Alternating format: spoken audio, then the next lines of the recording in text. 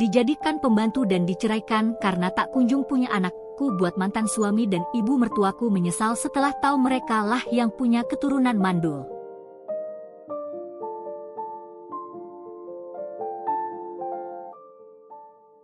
Sejak aku mengucapkan janji suci di hadapan penghulu, aku pikir kehidupanku akan berubah menjadi lebih baik. Aku pikir pernikahan ini adalah awal dari kebahagiaan yang selama ini kudamba. Aku pikir cinta bisa mengalahkan segalanya. Tapi aku salah.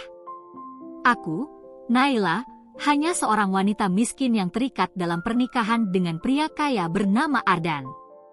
Aku mencintainya, atau setidaknya aku berpikir bahwa aku mencintainya. Tapi ternyata, cinta saja tidak cukup. Hari pertama aku menginjakkan kaki di rumah mewah itu, aku tahu ada sesuatu yang salah. Aku berdiri di depan pintu megah, dinding-dinding tinggi menjulang seolah ingin menelanku hidup-hidup. Aku menoleh ke Ardan, suamiku, berharap ada keyakinan dalam matanya, berharap ia akan menggenggam tanganku dan meyakinkanku bahwa semuanya akan baik-baik saja. Tapi dia hanya diam, seolah kehadiranku di rumah ini adalah sesuatu yang tak berarti. Pintu besar itu terbuka, dan di baliknya berdiri seorang wanita dengan tatapan menusuk. Bu Miranda, ibu mertua yang seharusnya menerimaku sebagai bagian dari keluarga ini. Tapi sejak pertama kali ia menatapku, aku tahu aku bukan menantu yang diinginkannya. Ia menyunggingkan senyum tipis, tetapi dingin, penuh penilaian. Aku bisa merasakan matanya menghakimi dari ujung kepala hingga kaki, menelanjangi siapa diriku sebenarnya. Seorang perempuan biasa yang tidak pantas berada di rumah ini. Jangan berharap banyak, Naila, suaranya mengalun tajam. Kau memang sudah menikah dengan Ardan, tapi bukan berarti kau berhak atas segalanya di sini. Kau tahu posisimu, kan? Aku mengangguk pelan, menahan perasaan yang tiba-tiba mencengkeram dadaku. Aku berusaha meyakinkan diriku bahwa ini hanyalah awal.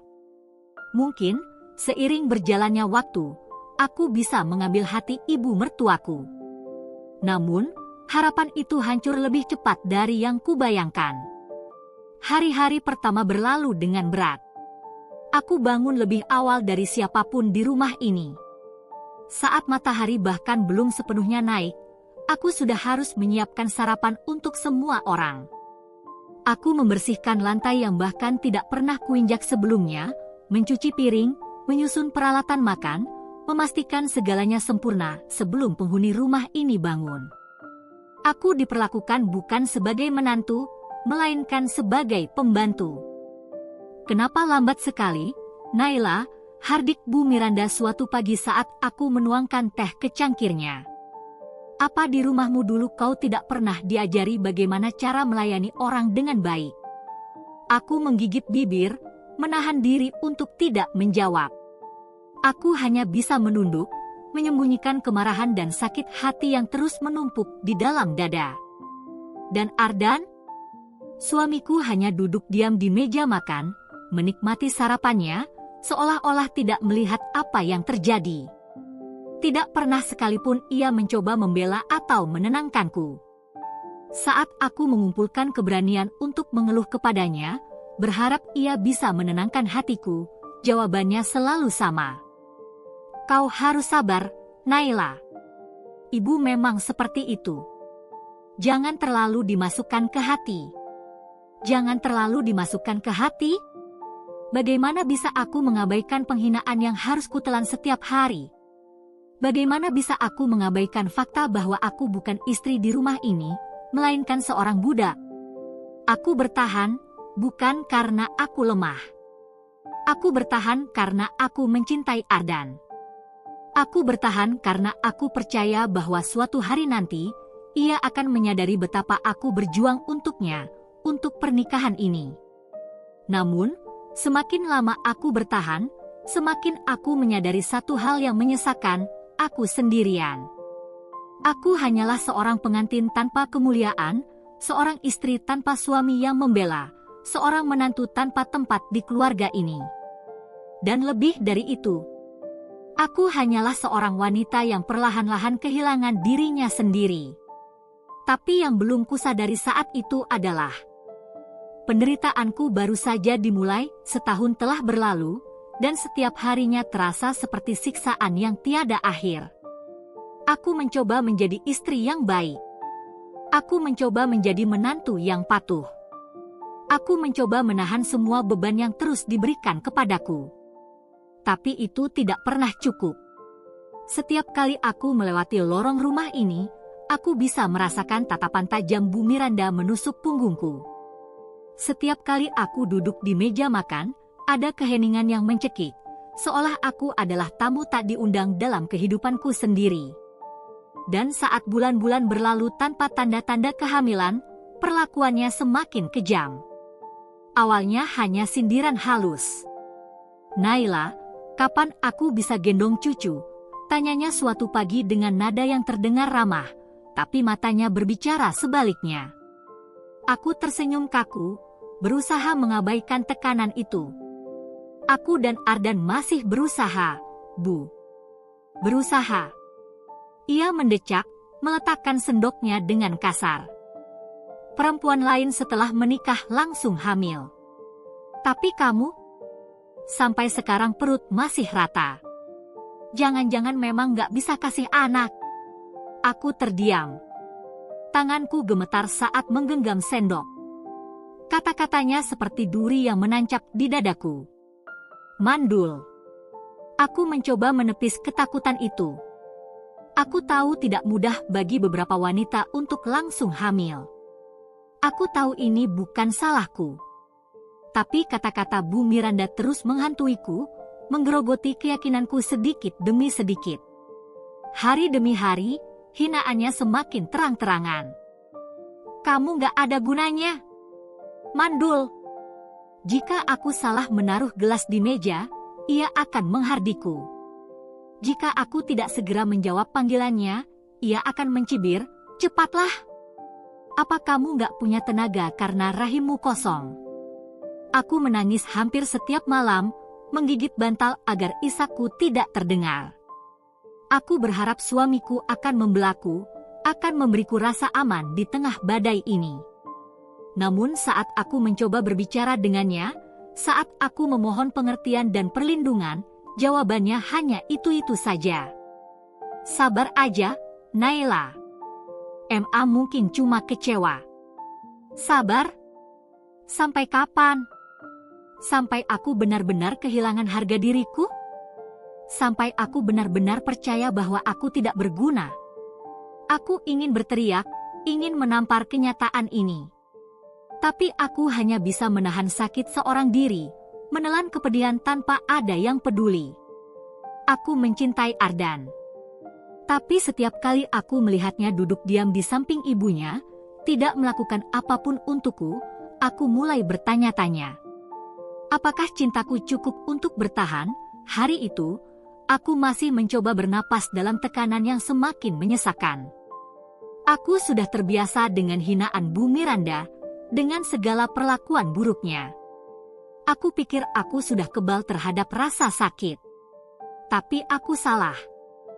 Siang itu, tanpa aba-aba, Bu Miranda membawa seorang wanita ke rumah. Seorang wanita cantik dengan senyum anggun dan mata berbinar yang penuh percaya diri. Clara. Aku mengenalnya. Semua orang tahu siapa dia. Mantan pacar Ardan. Wanita yang seharusnya dinikahi Ardan jika bukan karena perjodohan yang menjadikanku istrinya. Aku berdiri terpaku di ruang tamu, merasa ada sesuatu yang mengancam keberadaanku.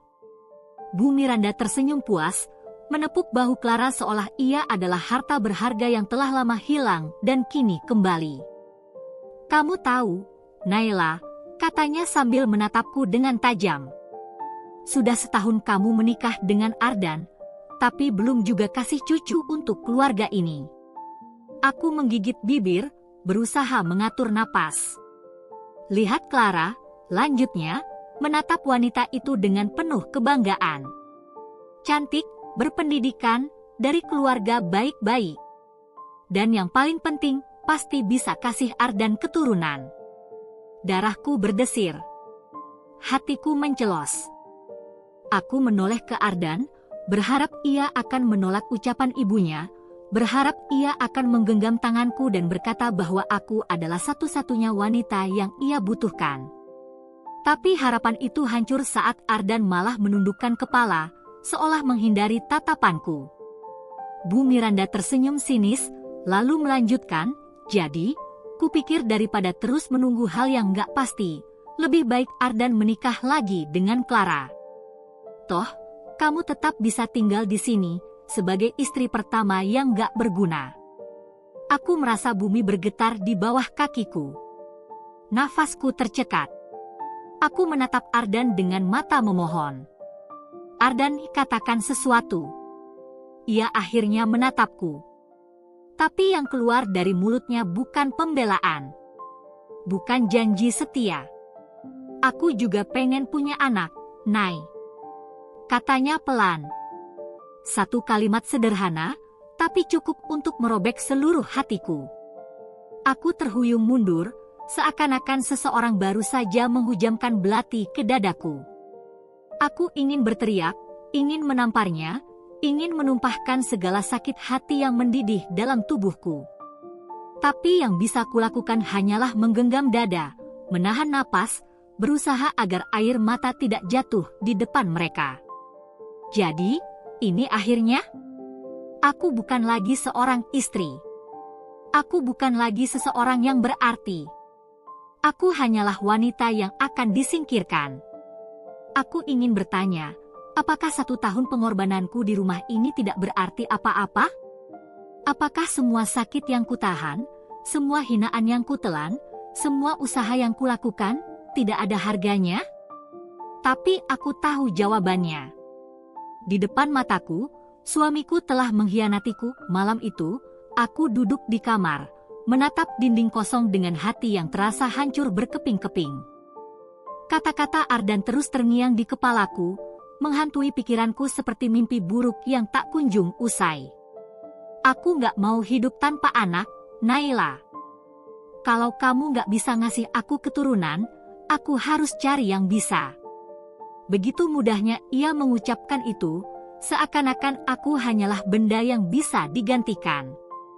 Seakan-akan nilai seorang istri hanya diukur dari apakah ia bisa mengandung atau tidak.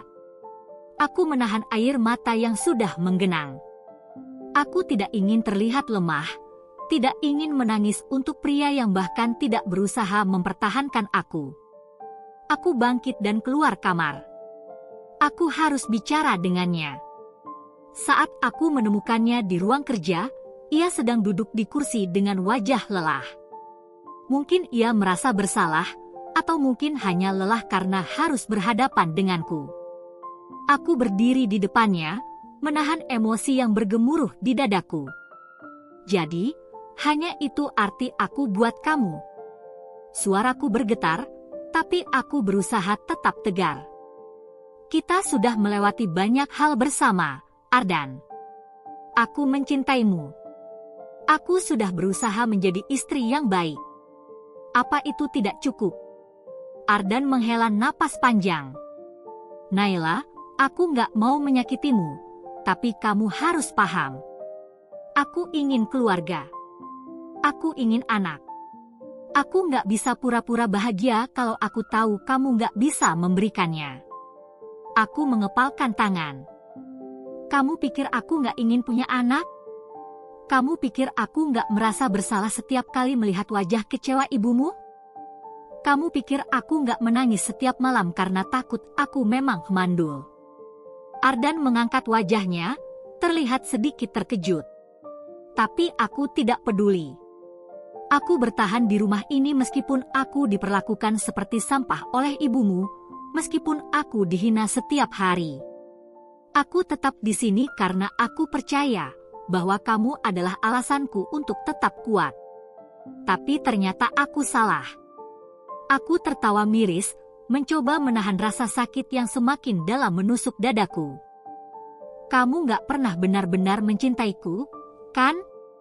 Aku hanya pilihan yang dipaksakan untukmu, Dan sekarang kamu akhirnya punya alasan untuk menyingkirkanku. Ardan menunduk, tidak menyangkal, dan itu membuatku semakin patah. Aku menelan ludah, mencoba menenangkan diri meskipun jiwaku terasa berantakan. Baiklah, suaraku terdengar lemah, tapi pasti. Kalau aku memang tidak cukup untukmu, kalau kamu lebih memilih wanita lain daripada mempertahankan aku. Aku menarik napas panjang, menguatkan diri untuk mengatakan hal yang sudah seharusnya kupahami sejak lama. Maka aku tidak akan memohon lagi. Ardan mendongak, seolah baru menyadari sesuatu. Aku tersenyum kecil, bukan karena bahagia, tapi karena akhirnya aku sadar. Aku terlalu lama bertahan dalam hubungan yang hanya menyisakan luka. Tanpa berkata apa-apa lagi, aku berbalik, berjalan kembali ke kamar. Malam itu juga, aku mengemasi barang-barangku. Aku tidak tahu kemana aku akan pergi. Aku tidak tahu apa yang akan terjadi besok.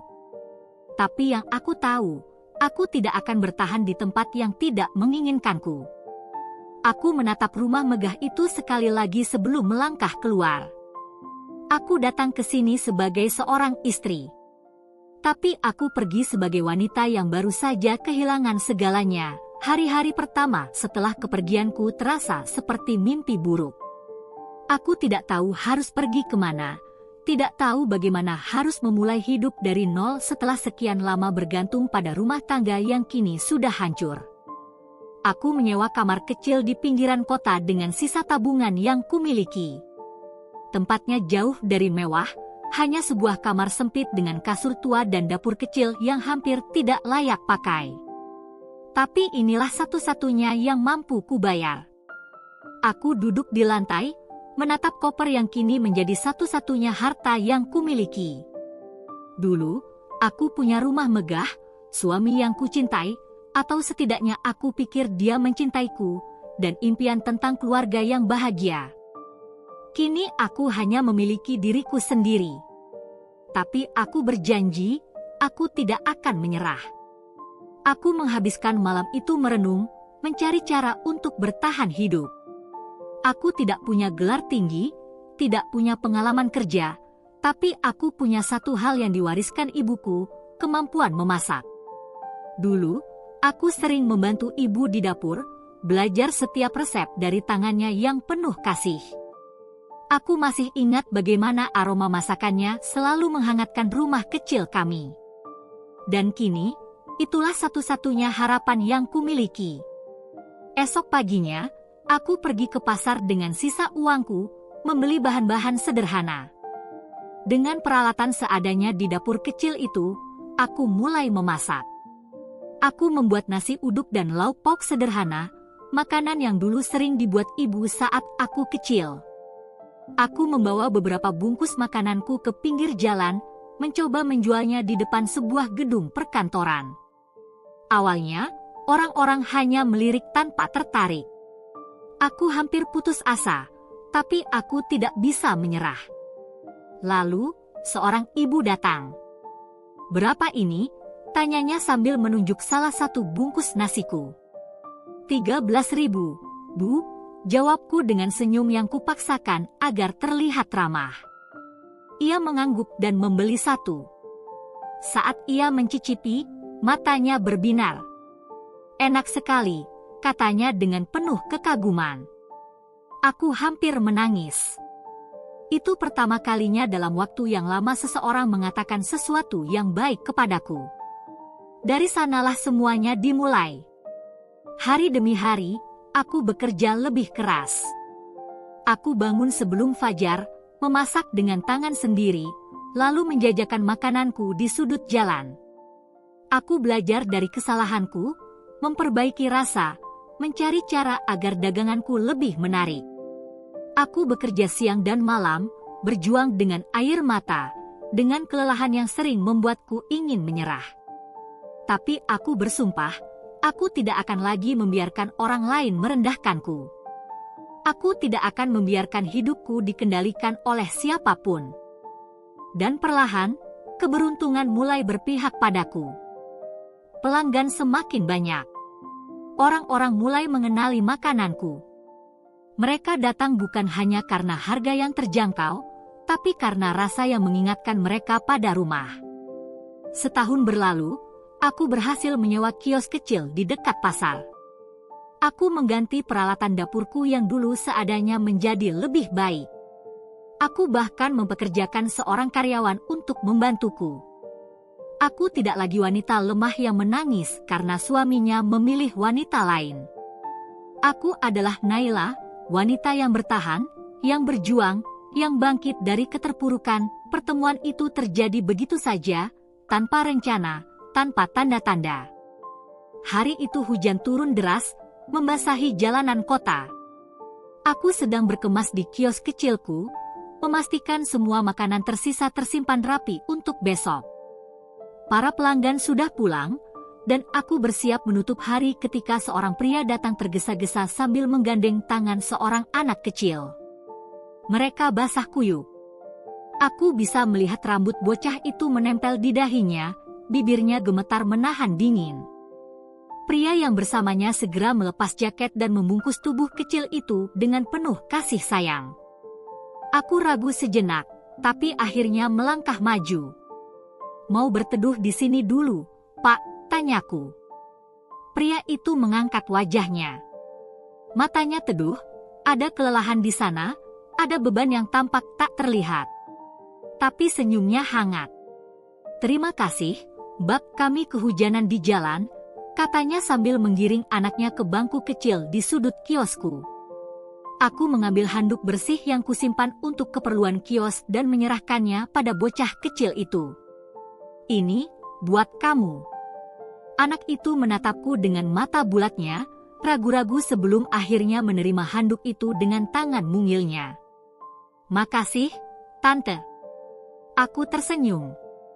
Ada sesuatu di dalam hatiku yang terasa menghangat saat mendengar suaranya. "Kalian sudah makan?" tanyaku setelah melihat mereka masih tampak menggigil. Pria itu menggeleng.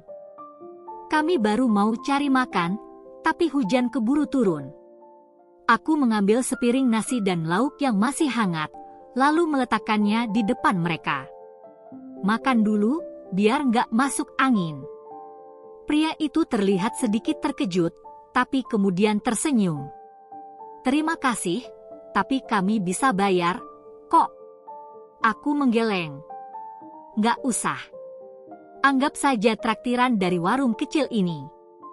Dia terdiam sejenak, lalu akhirnya mengambil sendok dan mulai menyuapi anaknya lebih dulu. Aku memperhatikan cara dia memperlakukan anak itu, penuh perhatian, penuh kelembutan.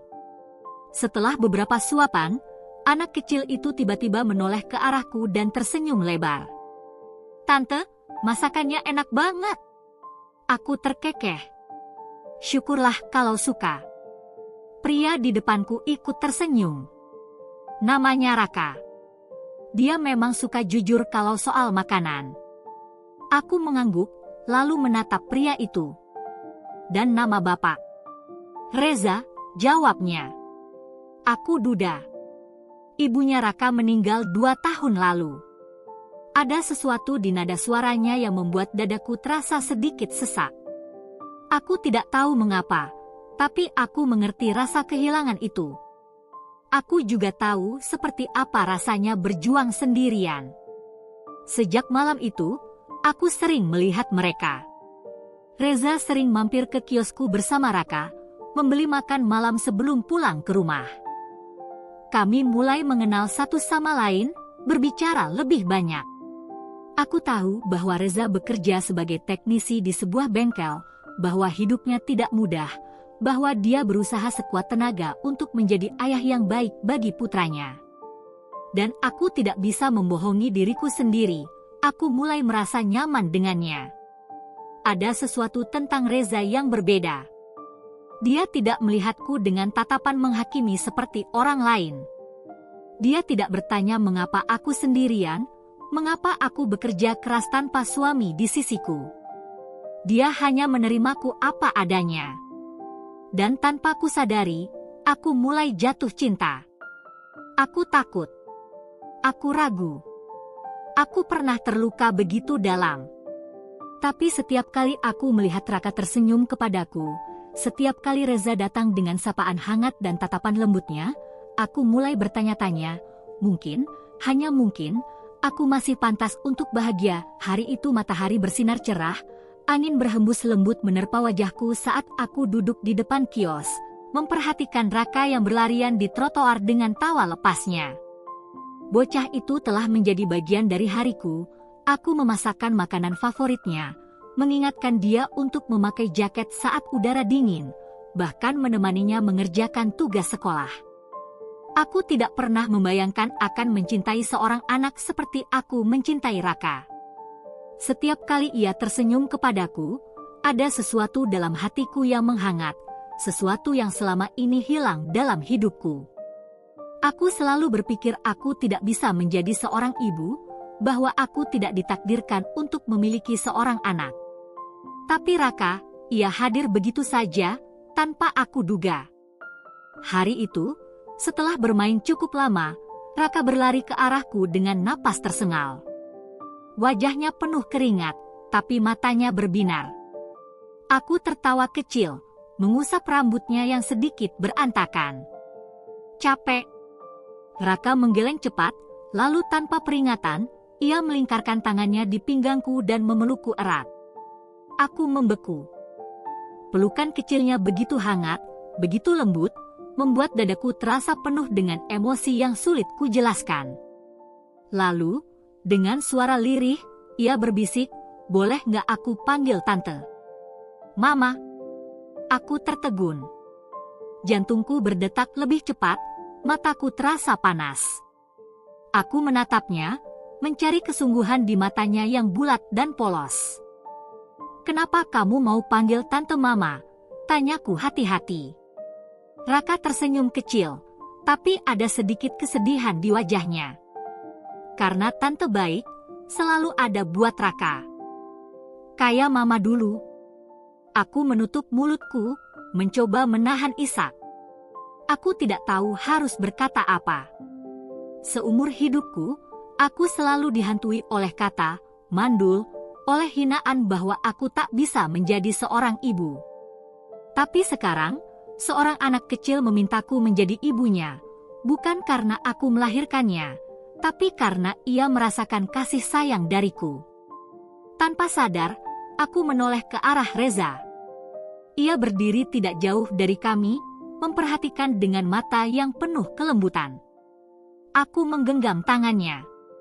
Tidak ada kata yang perlu diucapkan.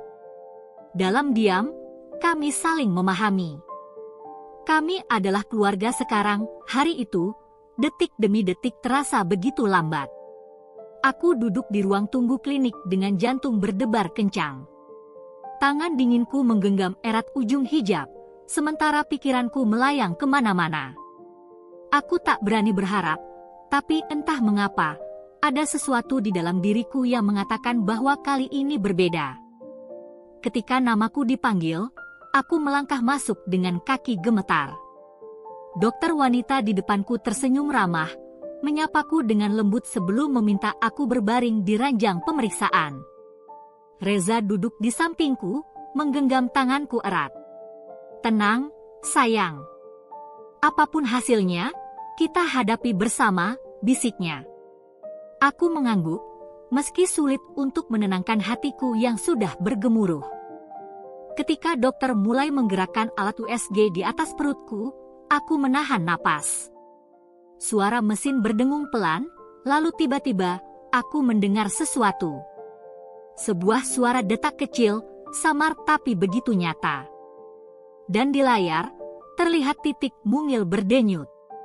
Aku terpaku. Air mata langsung menggenang di mataku, sementara dokter tersenyum lembut. "Selamat, Bu Naila. Anda hamil." Dunia terasa berhenti berputar. Kata-kata itu berulang kali menggema di telingaku. Aku mengalihkan pandangan ke Reza yang tampak terkejut, matanya membesar seolah tak percaya dengan apa yang baru saja ia dengar. "Aku hamil? Aku hamil." Bisikku pelan, lebih kepada diri sendiri daripada siapapun. Aku menutup mulut dengan tangan, bahuku mulai bergetar karena tangis yang tak bisa ku bendung. Segala ingatan buruk tiba-tiba menyeruak, cemoohan Bu Miranda, penghinaan dari Ardan, semua ejekan yang menyebutku mandul, tidak berguna, tidak layak menjadi seorang istri. Dan sekarang, Tuhan memberiku sebuah keajaiban. Reza menarikku ke dalam pelukannya, mendekapku erat seolah takut aku akan menghilang.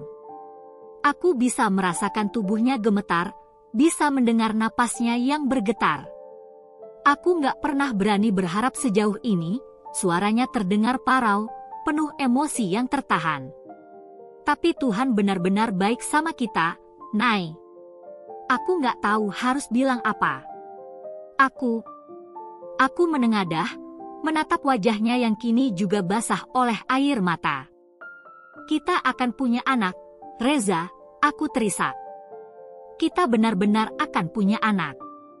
Ia tertawa kecil di antara tangisnya, kemudian mengecup keningku dengan lembut.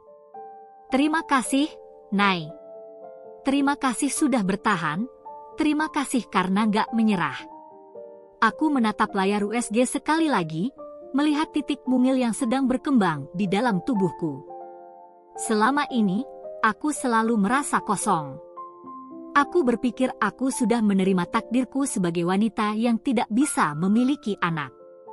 Aku pikir aku telah menemukan kebahagiaan hanya dengan menerima keberadaan Raka dalam hidupku. Tapi Tuhan ternyata punya rencana lain. Aku keluar dari klinik dengan perasaan yang tak bisa digambarkan. Dunia yang dulu terasa begitu gelap bagiku, kini tampak lebih terang. Saat tiba di rumah, Raka menyambut kami dengan senyum lebarnya. Tante Naila, Papa, dari mana? Tanyanya polos. Aku berlutut di depannya, menggenggam kedua pundaknya dengan lembut. Raka, suaraku sedikit bergetar. Tante Naila akan punya adik buat Raka. Bocah itu terdiam, matanya membulat seolah memproses kata-kataku. Adik, ulangnya pelan. Aku mengangguk, menahan air mata yang hampir jatuh lagi. Detik berikutnya, Raka menjerit kegirangan. Ia melompat ke dalam pelukanku, tertawa senang. Aku bakal jadi kakak. Aku bakal punya adik. Aku tertawa sambil menangis. Pelukannya begitu erat, seolah ia juga ikut merasakan kebahagiaan yang sedang membuncah dalam dadaku. Dulu aku selalu berpikir bahwa menjadi seorang ibu berarti harus mengandung seorang anak dari rahim sendiri. Tapi sekarang aku tahu, menjadi ibu lebih dari sekadar itu. Aku sudah menjadi ibu bagi Raka, dan kini, Tuhan menghadiahiku dengan kesempatan untuk merasakan keajaiban lainnya. Aku tidak lagi takut akan masa depan. Aku tidak lagi merasa hancur karena masa laluku. Karena aku tahu, kebahagiaan ini adalah milikku. Dan aku akan menjaganya sekuat tenaga. Malam itu, aku berdiri di depan cermin, mengenakan gaun biru tua yang dipilihkan Reza. Aku nyaris tak mengenali diriku sendiri. Dulu, aku hanyalah wanita sederhana yang diperlakukan layaknya pembantu di rumah suami. Kini, aku adalah istri dari seorang pria yang mencintaiku sepenuh hati, seorang ibu bagi dua anak yang mengisi hari-hariku dengan kebahagiaan. Apa aku terlihat aneh? Tanyaku, berusaha menyembunyikan kegugupanku. Reza, yang sedang merapikan dasinya, menatapku dengan kagum. Ia mendekat dan meraih tanganku. Kamu luar biasa, Nay. Selalu. Aku tersenyum, tapi jantungku berdetak lebih cepat dari biasanya. Ini bukan sekadar pesta biasa. Ini adalah acara perayaan besar perusahaan tempat Reza bekerja, sekaligus pertemuan dengan para mitra bisnisnya. Saat melihat daftar perusahaan yang hadir, dadaku terasa sesak. Di antara nama-nama itu, ada satu yang tak mungkin kulupakan. Perusahaan milik keluarga Ardan. Aku tak ingin bertemu dengannya. Aku tak ingin mengingat masa lalu yang telah kulupakan dengan susah payah. Tapi takdir seakan punya rencana lain. Saat tiba di ballroom mewah tempat acara berlangsung, aku menggandeng lengan Reza erat. Aku mencoba tersenyum, menyapa beberapa orang yang dikenalkan Reza kepadaku. Aku berusaha tetap tenang, namun ketakutan itu tetap ada. Aku bisa merasakan tatapan orang-orang yang mengenalku dulu. Beberapa wanita berbisik di sudut ruangan, seolah mengingat bahwa aku bukan bagian dari dunia ini sebelumnya. Lalu, aku melihatnya. Ardan. Dia berdiri di sisi ruangan, mengenakan setelan mahal, berbincang dengan rekan-rekannya. Dan di sampingnya, seorang wanita anggun dalam balutan gaun merah. Clara. Hatiku mencelos. Sudah bertahun-tahun berlalu, tapi melihat mereka berdiri berdampingan seperti itu membawa kembali luka-luka lama yang kupikir sudah sembuh. Mereka belum melihatku. Aku menarik napas panjang, berusaha mengendalikan diri. Tapi tiba-tiba, seorang tamu lain menghampiri Reza dan memanggil namanya dengan cukup keras. Ardan menoleh. Matanya langsung bertemu denganku. Aku bisa melihat keterkejutan dalam ekspresinya. Mulutnya sedikit terbuka, seolah ingin mengatakan sesuatu. Aku menunduk sesaat, menguatkan hatiku, lalu kembali mengangkat dagu. Aku bukan lagi Naila yang dulu. Aku tidak akan membiarkan masa lalu menghancurkan kebahagiaanku. Namun, takdir belum selesai menguji ketegaranku. Aku hendak menghindar, tapi tiba-tiba suara lain menghentikanku. Naila. Suara seorang wanita. Aku menoleh dan menemukan Clara menatapku dengan ekspresi sulit diartikan. Ada kejutan di matanya, juga sesuatu yang lebih dalam, sesuatu yang membuatku merasakan debar aneh di dadaku. Aku mengangguk singkat. Clara. Aku bisa merasakan genggaman tangan Reza menguat di pinggangku, memberi dukungan tanpa kata. Ardan melangkah mendekat. Ekspresinya bukan hanya terkejut, tapi juga bersalah. Naila. Kamu, suaranya sedikit tercekat. Aku tersenyum tipis. Sudah lama, Ardan. Sekuat tenaga, aku menampilkan wajah tanpa celah. Tidak ada kepedihan. Tidak ada kemarahan. Aku ingin menunjukkan padanya bahwa aku sudah bahagia. Bahwa aku tidak lagi menjadi wanita yang dulu ia buang begitu saja. Namun, aku tahu, pertemuan ini hanyalah permulaan. Aku menyesap napas panjang, berusaha tetap tenang di tengah gemerlap pesta yang dipenuhi tawa dan obrolan orang-orang kaya. Reza berdiri di sampingku, tangannya melingkar lembut di pinggangku, sementara Raka menggenggam jemariku erat. Aku seharusnya merasa nyaman. Seharusnya merasa aman. Namun, saat aku mengangkat kepala, mataku bertemu dengan sepasang mata yang pernah begitu kucintai, Ardan. Ia membeku. Wajahnya yang selalu terlihat tenang kini dipenuhi keterkejutan. Rahangnya mengeras, dan aku bisa melihat bagaimana matanya perlahan menyapu seluruh sosokku, gaun anggun yang kupakai, tangan kecil Raka yang bertaut dengan tanganku, serta perutku yang sedikit membuncit. Aku tahu apa yang ia pikirkan. Ia tak percaya bahwa aku masih bisa berdiri di sini, lebih bahagia, lebih sukses, dan dengan seorang anak dalam pelukanku. Namun yang membuat dadaku semakin sesak bukanlah tatapan Ardan, melainkan wajah pucat pasi Bu Miranda yang berdiri di sampingnya. Wanita itu memegang lengan Ardan erat, seakan butuh pegangan agar tidak jatuh. Mulutnya sedikit terbuka, seolah hendak mengatakan sesuatu, tapi tidak ada suara yang keluar. Aku bisa melihat keterkejutan, ketakutan, bahkan penyesalan di wajahnya. Aku ingin tertawa. Kemana perginya wanita sombong yang dulu menghina dan mengusirku dari rumahnya? Yang menyebutku mandul, tak berguna, dan tidak pantas menjadi istri Ardan? Apakah sekarang ia menyadari kesalahannya? Apakah ia akhirnya tahu bahwa Tuhan lebih adil dari yang ia kira? Aku menegakkan punggung, mengeratkan genggamanku pada tangan Reza dan Raka. Aku tidak akan menunjukkan kelemahan. Aku tidak akan membiarkan mereka berpikir bahwa aku masih menyimpan luka dari masa lalu. Aku sudah selesai dengan mereka. Namun, sebelum aku bisa berbalik dan pergi, Ardan tiba-tiba melangkah mendekat. Naila, suaranya bergetar. Aku menatapnya tajam. Lama tidak bertemu, Ardan. Ia menelan ludah, seolah masih berusaha memahami kenyataan yang ada di depannya. Kamu, ia melirik perutku, lalu ke arah Raka yang menatapnya dengan polos. Kamu sudah punya anak. Aku tersenyum tipis, lalu menoleh ke arah Reza yang membalas dengan tatapan penuh cinta. Aku punya keluarga, jawabku dengan bangga. Seketika, Bu Miranda tersentak. Tangannya yang menggenggam lengan Ardan bergetar. Itu, anakmu? Tanyanya, suaranya nyaris tak terdengar. Aku menatapnya lama. Dulu, aku sangat menginginkan pengakuan darinya, menginginkan dirinya menerimaku sebagai menantu. Tapi kini, aku tidak butuh itu. Bukan urusan Anda, Bu Miranda, kataku datar. Aku bisa melihat wajahnya memucat lebih dalam.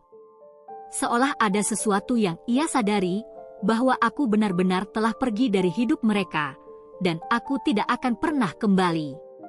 Sebelum Ardan bisa berkata lebih banyak, aku menggenggam tangan Reza lebih erat. Ayo, sayang. Kita harus pergi, kataku dengan lembut. Reza tersenyum, mengecup keningku, lalu mengajak Raka untuk ikut bersamanya. Aku pun berbalik tanpa menoleh lagi. Namun sebelum benar-benar pergi, aku bisa mendengar suara lirih Bu Miranda berbisik ke Ardan. Kita telah membuat kesalahan besar. Dan untuk pertama kalinya dalam hidupku, aku merasa menang. Malam itu, aku duduk di sudut ruangan, menikmati suasana pesta yang tetap berjalan meski pikiranku melayang jauh. Suara dentingan gelas dan tawa tamu undangan hanya terdengar samar di telingaku. Lalu aku mendengarnya. Bisikan-bisikan halus di antara rekan-rekan bisnis Ardan yang berkumpul tak jauh dariku. Ardan masih belum punya anak, ya? Padahal udah nikah lagi. Iya, katanya istrinya yang baru juga sehat-sehat aja. Kok belum ada kabar kehamilan? Jangan-jangan dia yang mandul. Jantungku berdegup kencang. Aku menoleh perlahan, mencoba memastikan kalau aku tidak salah dengar. Mereka berbicara pelan, tapi cukup jelas untuk kutangkap. Aku menatap Ardan di kejauhan. Wajahnya tampak muram, tatapannya kosong meski berusaha tetap terlihat angkuh. Clara berdiri di sampingnya, tersenyum kecil pada tamu-tamu yang menyapanya, namun ada ketegangan di wajahnya. Aku menggenggam perutku yang mulai membuncit, lalu menatap Raka yang duduk di pangkuan Reza. Aku memiliki anak. Aku sedang mengandung anak lagi. Aku yang dulu dihina dan diusir karena dianggap mandul, ternyata bisa memiliki keluarga yang utuh. Dan kini, pria yang pernah memandangku rendah justru menjadi sasaran bisikan orang-orang. Jadi, siapa yang sebenarnya mandul? Aku menatap Bu Miranda yang berdiri di sisi Ardan. Wajahnya tampak lebih tua dari terakhir kali aku melihatnya, seolah kehidupan telah mengikis kesombongan yang dulu ia banggakan. Tiba-tiba, mata kami bertemu. Aku bisa melihatnya dengan jelas, kesadaran di wajahnya. Dia tahu. Dia akhirnya menyadari kebenarannya. Aku tersenyum kecil, tapi bukan senyum kebencian. Bukan juga senyum kemenangan. Hanya senyum seseorang yang akhirnya bebas. Aku sudah tidak peduli lagi pada mereka. Aku tidak butuh mereka mengakui kesalahan mereka. Aku telah menang bukan karena mereka kalah, tapi karena aku sudah tidak terikat dengan rasa sakit masa lalu. Aku berdiri, menggenggam tangan Reza erat. Mari pulang, bisikku padanya. Reza tersenyum, lalu mengecup keningku lembut. Raka menggenggam jemariku kecilnya. Aku telah menemukan kebahagiaanku sendiri. Aku telah bebas, aku melangkah perlahan, mendekati mereka. Setiap langkah terasa begitu mantap, penuh kemenangan yang tidak perlu kusebutkan dengan kata-kata. Ruangan yang semula riuh perlahan sunyi.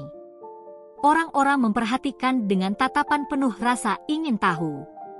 Mereka yang tadi berbisik tentang Ardan kini menatap kami dengan sorot mata penasaran. Aku berhenti di depan Bu Miranda. Perempuan yang dulu selalu memandangku dengan penuh penghinaan kini tampak pucat. Tangannya gemetar di sisi tubuhnya, seolah berusaha menyangkal sesuatu yang sudah tidak bisa disangkal lagi. Aku tersenyum tipis, lalu dengan lembut menggoyangkan tubuh kecil di pelukanku. Bu Miranda, suaraku terdengar tenang, tapi tajam. Dulu ibu selalu bilang aku mandul. Aku menunduk sedikit, menatap bayi kecilku yang tertidur nyenyak di dekapanku. Raka berdiri di sisi Reza, menggenggam jemariku dengan erat. Aku mengangkat wajah dan menatap langsung ke mata Bu Miranda. Lalu, lanjutku, suaraku kini lebih tajam, anak siapa yang ada di gendonganku ini? Seakan baru menyadari pertanyaanku sepenuhnya, wajah Bu Miranda langsung memerah. Bibirnya bergetar, matanya membesar seolah mencari jawaban, tapi tak ada satu kata pun yang keluar dari mulutnya. Ardan berdiri di sampingnya, wajahnya lebih buruk lagi. Matanya menunduk, rahangnya mengatup rapat, dan tangannya mengepal. Dari keramaian, terdengar suara-suara kecil berbisik. Jadi benar, Ardan yang mandul. Lalu, kenapa dulu dia menuduh istrinya yang pertama? Astaga, dia bahkan menceraikannya karena alasan itu. Bisikan itu semakin lama semakin keras, berubah menjadi suara penuh sindiran dan cemoohan. Aku bisa melihat tubuh Ardan menegang. Tangannya mengepal kuat di sisi tubuhnya, tapi ia tidak bisa melakukan apapun. Tidak ada yang bisa ia sangkal lagi. Aku menatapnya. Ardan. Aku memanggil namanya dengan lembut, tapi di balik kelembutan itu ada sesuatu yang lebih tajam daripada pisau. Ia mendongak, menatapku dengan mata yang penuh penyesalan. Aku tersenyum kecil. Bukan untuk menyakitinya, bukan untuk membalas dendam, tapi untuk menunjukkan sesuatu yang dulu tidak bisa kulakukan. Aku lebih kuat. Aku lebih bahagia. Aku lebih hidup. Dan dia? Dia terjebak dalam kebohongan yang ia ciptakan sendiri. Bu Miranda akhirnya tersadar dari keterkejutannya. Ia menggenggam lengan Ardan erat, seolah mencari perlindungan. Namun kali ini, tidak ada yang bisa melindungi mereka dari kebenaran yang sudah terungkap di hadapan semua orang.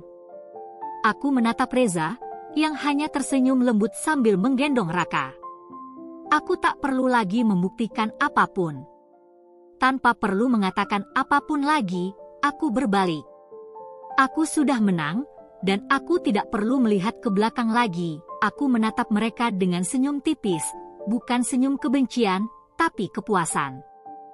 Kepuasan karena akhirnya aku bisa berdiri di sini, lebih kuat, lebih bahagia, tanpa sedikit pun bayangan masa lalu yang menahanku. Dulu, aku menghela napas sejenak, membiarkan mereka merasakan ketegangan yang menguar di ruangan itu. Kalian bilang aku nggak berguna. Kalian bilang aku nggak pantas menjadi istri Ardan, bahwa aku mandul, bahwa aku hanya sampah di rumah kalian.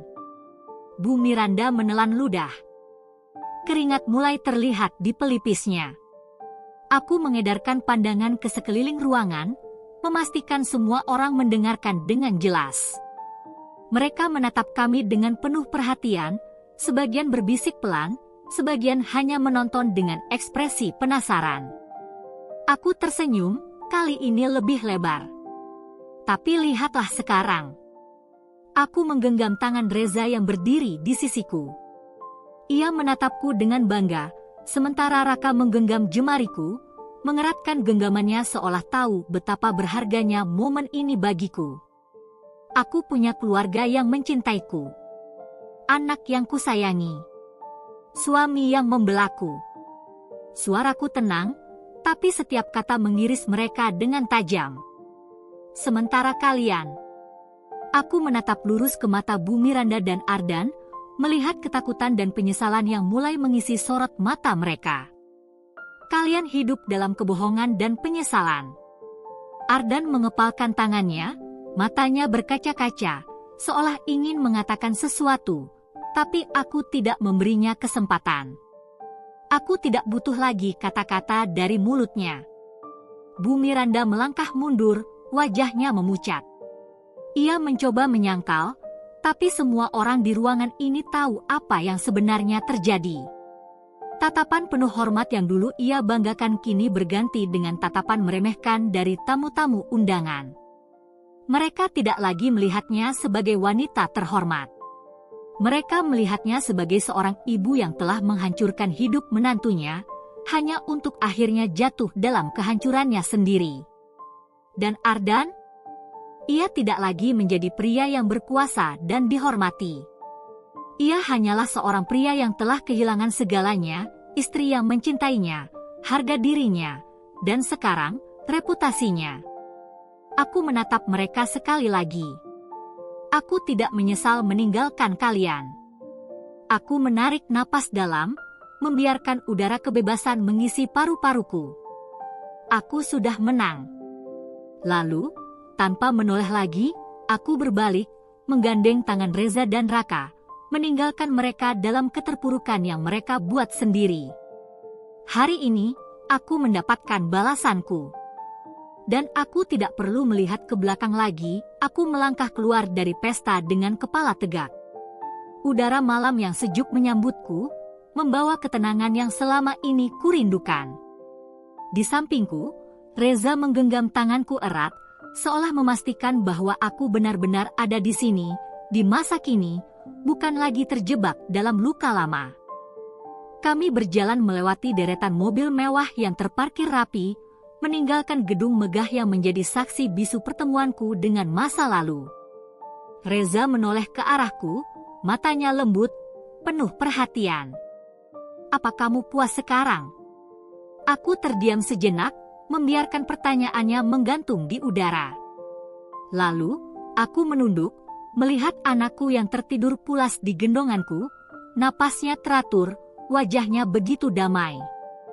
Di sisi lain, Raka menggenggam jemariku dengan erat, matanya yang polos menatapku penuh harapan, seolah aku adalah satu-satunya dunia yang ia kenal dan percaya. Aku tersenyum. Bukan kepuasan karena membalas dendam, kataku akhirnya. Tapi kepuasan karena aku akhirnya bahagia. Aku menarik napas dalam, menghirup udara kebebasan yang kini benar-benar menjadi milikku. Dulu, aku pernah berpikir bahwa hidupku berakhir saat aku meninggalkan rumah itu. Aku takut memulai dari nol, takut berjalan sendirian tanpa ada tempat untuk kembali. Tapi ternyata, bukan aku yang kehilangan segalanya. Aku justru mendapatkan sesuatu yang lebih berharga, keluarga yang benar-benar mencintaiku. Tanpa perlu menoleh lagi ke belakang, aku melangkah pergi, meninggalkan masa lalu selamanya.